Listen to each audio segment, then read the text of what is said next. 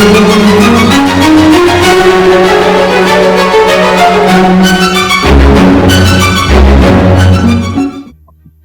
evening, everyone, and welcome to another episode of Raj Kahini. In this episode, we have with us a very special guest, and she is a very energetic and enthusiastic woman. And I have known her for, I think, the last 3 years. We met through social media. In social media, she gives off such a positive vibe and a positive energy, and she herself is employed in one of the big four companies in a respectable position. And unlike a lots of people that I see, I always have felt that she is actually in love with what she does. She also has a respectable follower base in LinkedIn. Just the overall energy that she projects, I find very soothing and pleasing.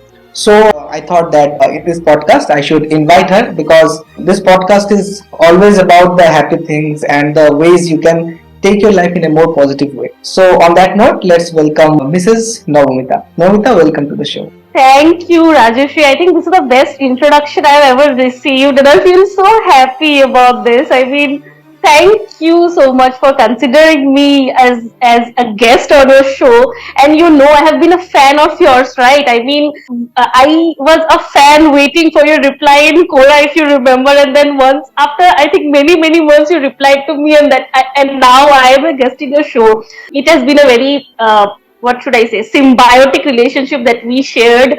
We learned a lot from each other. I mean, we shared so many things about our lives, and learned some lessons from each other. So I'm feeling really proud that you started this initiative, and thank you for welcoming me so warmly in your show. Okay, very nice. Thank you to you too. I think that was kind of an introduction for me also. Thanks very much. Yes, it is true that we have learned a lot about each other, and I have seen your journey, and it is very inspiring. And I know the position that you are in now is a very enviable one, but I know the amount of struggle and hard work that you had to do for this. But let the audience also into the story. Let's begin with, say, what you do and how did you end up here? How did the journey start? Tell us the story. Sure. So, a brief introduction about the work I do right now. Yeah. I am into training design. So, what happens is when there's a large scale transformation in any organization, then we need to train people. For the smallest of the change, let's say from tomorrow onwards, you're going to put your attendance in a different way. Today, you're putting it in a biometric. Tomorrow, maybe it's going to be a retina scan for you. So this is a very small change if you look at it in a macro perspective for an organization. But for this change, the employees need to be trained, right? I work for an organization that designs the training in an effective way that helps the organization navigate these kind of changes in a cost effective and optimal way. So basically, if you put it in a very one sentence format, that I will design training that is cost effective and relevant to the organization. This is what I do right now. So I'm involved in government projects. I work for US corporations and different companies. So the clientele I've served till now different ranges from energy to government sector organization to retail organizations. And my basic job is designing training in an effective way for them. How important. As you were saying it, I was imagining my organization and the recent changes that are going through it.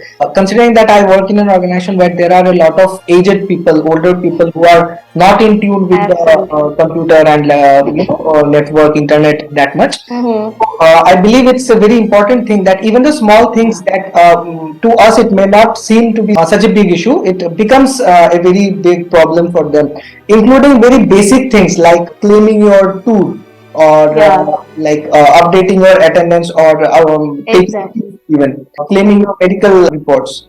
So I kind of get the importance of why what you are doing is important for you. So can you tell me if a person desires to be someone who wants to train others, do you physically train other people or do you design modules that are sent to the company? So I used to be a trainer for the companies I worked for before. I started my journey into this training design as a trainer, but now I also handle the strategy part. I act as an advisory in an advisory role to my clients, where I give them suggestion that this is the way they should move forward and design strategies according to the advice. Like if they agree to my opinion, then I have to again devise a strategy, give demos, and like do the entire thing end to end until and unless the training delivery happens. So my role changes according to my client. At times I act as an advisory, at times I only develop learning materials that are to be used by the people, and sometimes I deliver the training also. So my role changes with the clients, but I started as a trainer and then I came into this role. Okay. So, in your experience, would you say there is a lot of response, enthusiasm among companies to train their employees regarding all the change that is happening? I think the pioneers, the ones who are going to be the next big thing in the near future, I really invested in training. And the ones who are not, I mean, there's a stark difference, because I have worked in an organization where I had to really justify why this training is being done, beg people that please attend the training, please, please, please, this is important for you. And then I have also been part of projects where clients have invested millions of dollars to just upskill their employees and move ahead with time, especially during the COVID era. So, according to me, the ones who, the learning organizations specifically, the organizations who really want their employees to grow at a very fast pace, they invest heavily in training. And the ones who don't, they don't even grow. And because I belong in the training sector, I really believe that the ones who don't grow because they don't learn. It's as simple as that. Yes, of course. Either you grow or you are becoming obsolete after some time, right? Exactly. You go out of context because So the world, yeah. let me tell you. So training is very intangible. You know, we do have metrics that who has completed the training and how much they have scored and etc. But when it comes to the ROI and when the C-suite asks me the question that, you know, I've invested this many dollars and I need to see a certain output, I cannot do that because there are certain things that are very intangible. You will see that in a very later stage, maybe, or you might not even see the results directly. It might have some indirect effects, but the effects are sure to happen. So Yes. that's our role to, you know, advise them that, you know, it is not very black and white when it comes to training. Even it might happen that I've designed a very robust training, but still the people have not been very enthusiastic and not taken it in a very good way. That doesn't mean that the training is not correct. It just means we need to motivate them more, or there is some other thing that which we need to look at. Yeah, I believe like if you only go by the monetary aspect, then you miss out on a lot of important things like employee satisfaction, employee happiness, and productivity of an employee. Because Exactly. you cannot just like bring down the productivity of a particular employee to an amount of money, X amount of money, right? Exactly. And in case an employee's work is not being recognized properly, he will not have any motivation to do that. Exactly. And proper Exactly. training is also required for that. Somebody is asking me to do something, but I don't know how to do it.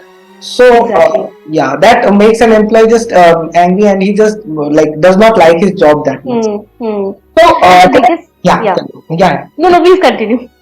What was I saying is that the thing that attracts me more towards whatever you are doing is you just said that you trained people Yeah. in the beginning of your career. Now you prepare strategies. It's kind of sounds like teaching. Do you like teaching?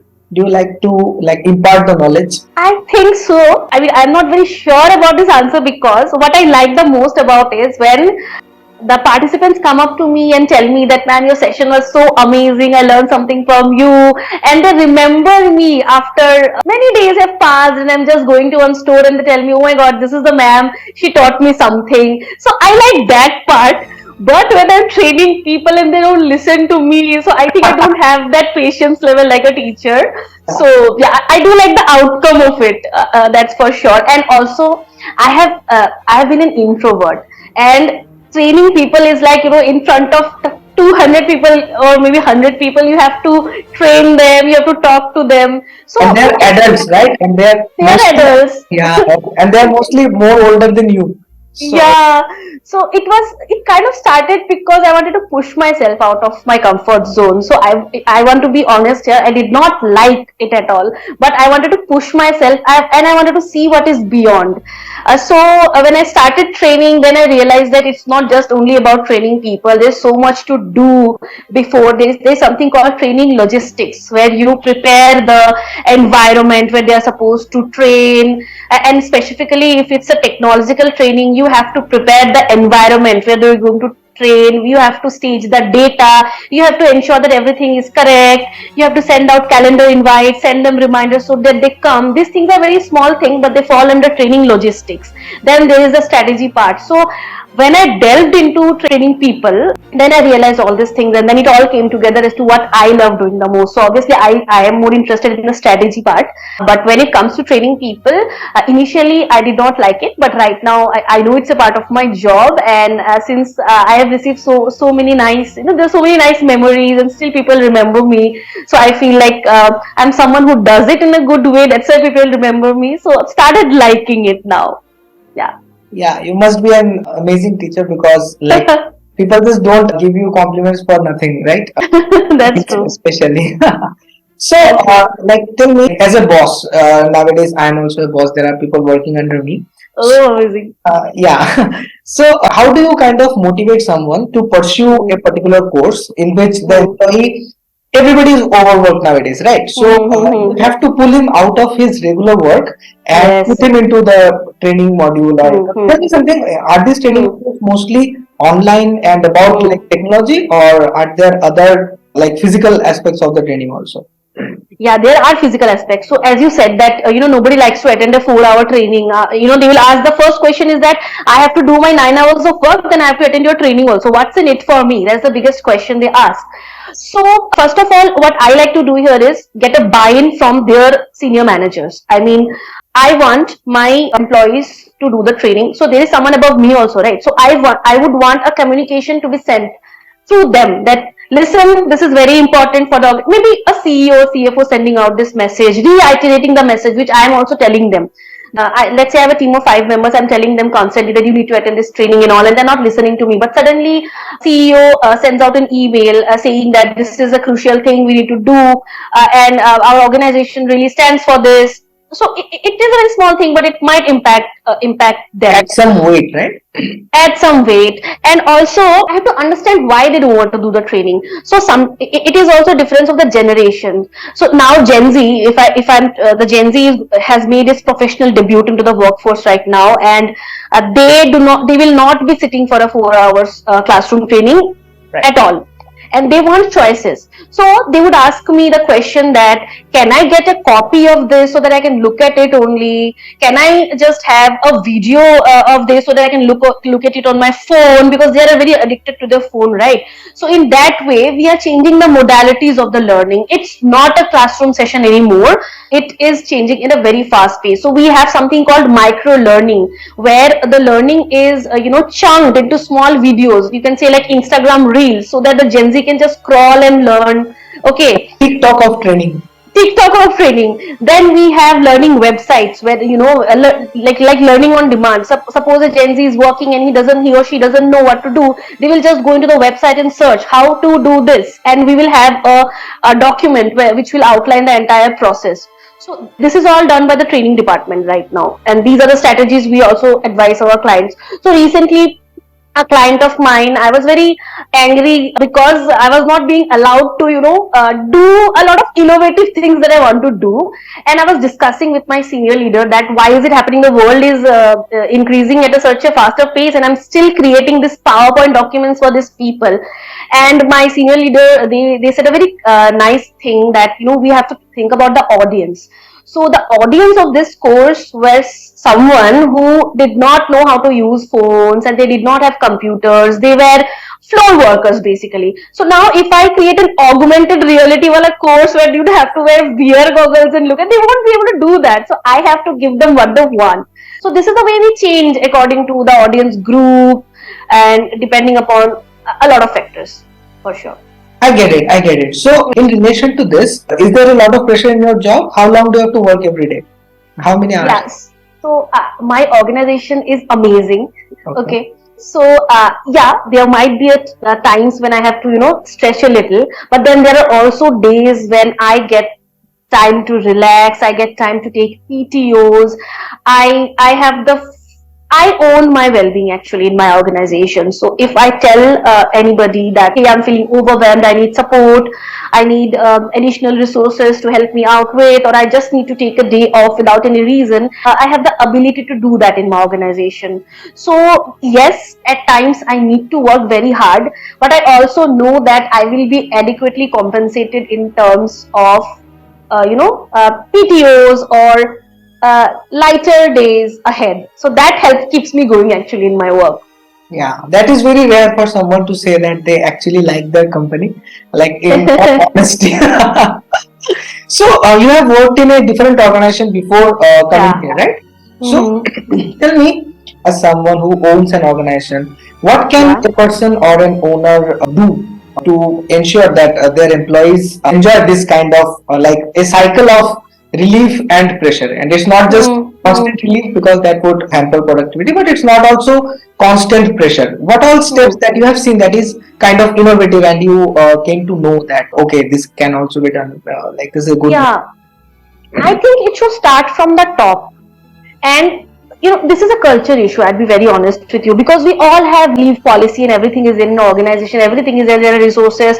There is a person above you whom ideally you should reach out whenever you have problems. Then when we have a structure in place, then why is this issue happening? So in my personal opinion, this is a culture issue. So a culture should start from the top and then only it can percolate down, right? So I believe that if you own an organization, that you have to set examples. You have to take leaves, and you have to tell that, hey, I'm on vacation. Don't reach out to me. I won't be available. Don't reach out to me. Handle it yourself. I trust you enough to do this job by yourself.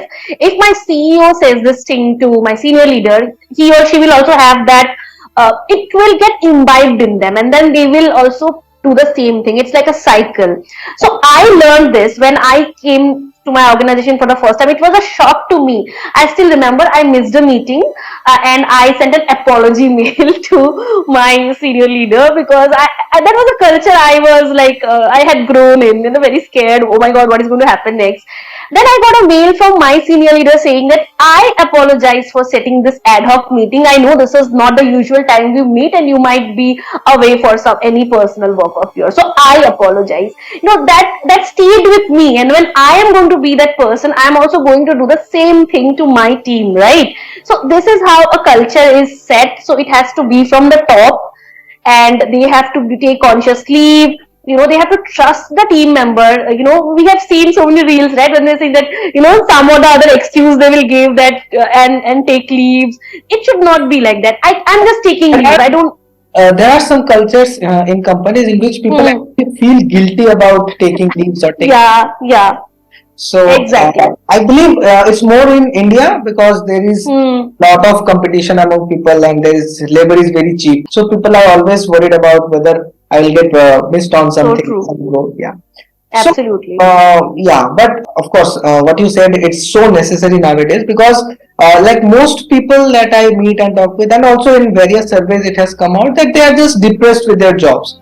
And it's not like there is no way that they can like their job. It's just as you said, the ad hoc scheduling of meetings and everything that is running on firefighting way.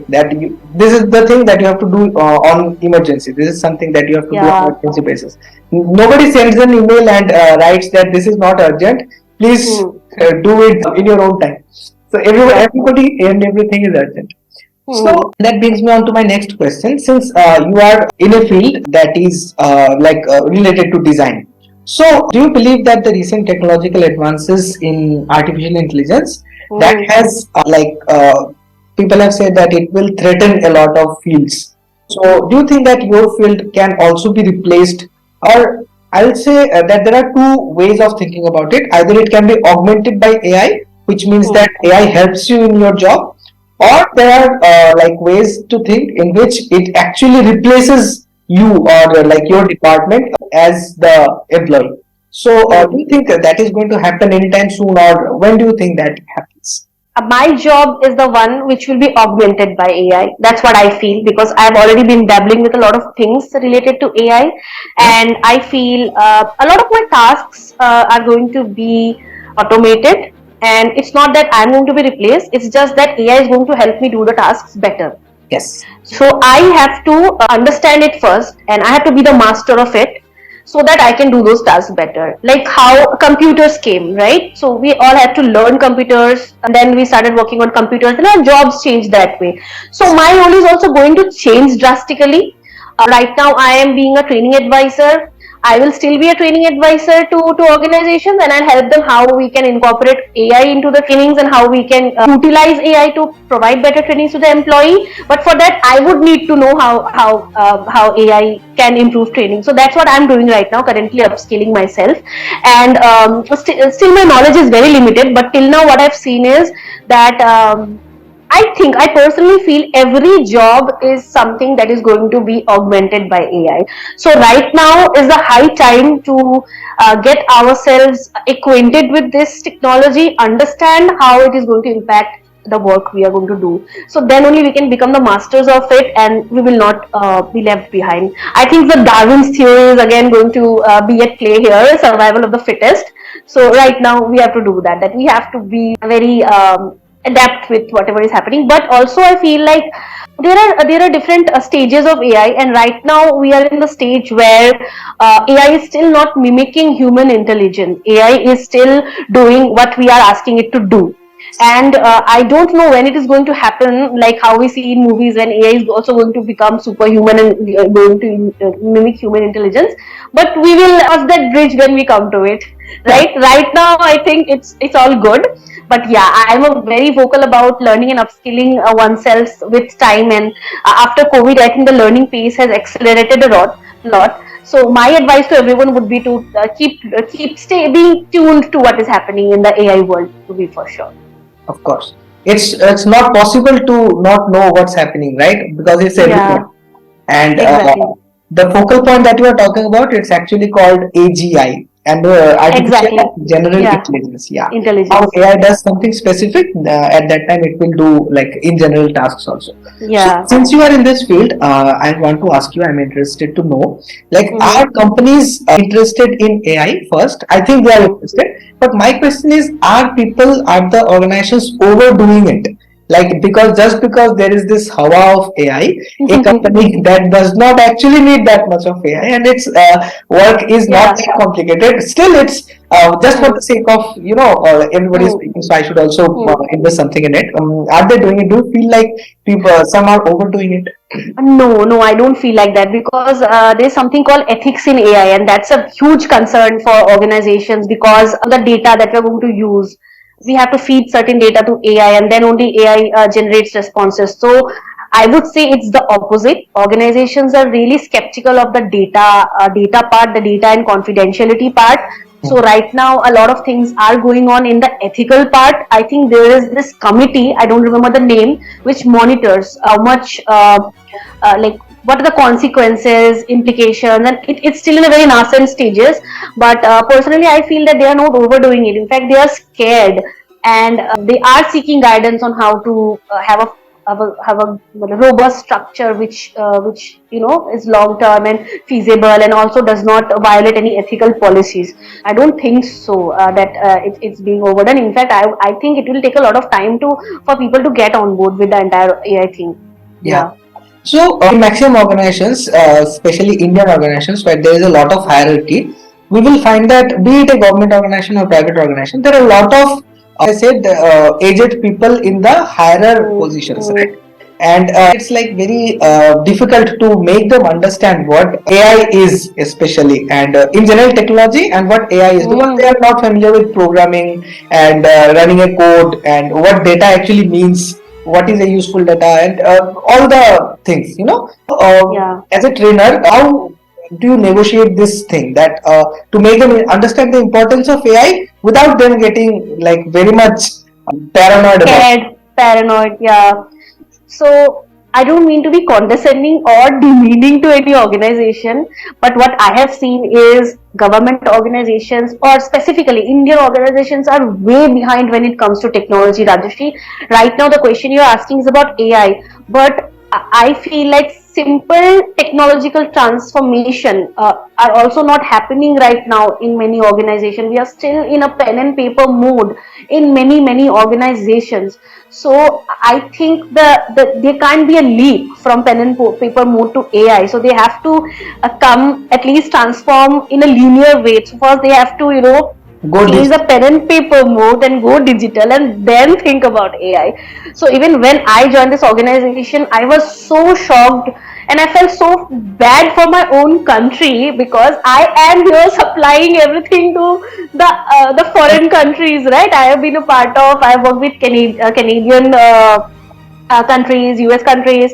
So I felt bad. Like, oh my God, where is my country? I mean, when will it transform like this? The government organizations are so like, what is the like word Lagging I should? behind. Yeah. No, yeah, Indian governments are lagging behind, but the other governments, like where they have reached, when I see that stark difference, I feel bad. So this is the stark reality of our country right now. We cannot even think about implementing AI and asking or empowering them to take it up. First, we have to go digital and take the baby steps at least. That's what I feel, and it is high time that we need to take the baby steps. I don't know where should I give this proposal, to whom should I give this proposal, that please do this. It's high time. I don't know.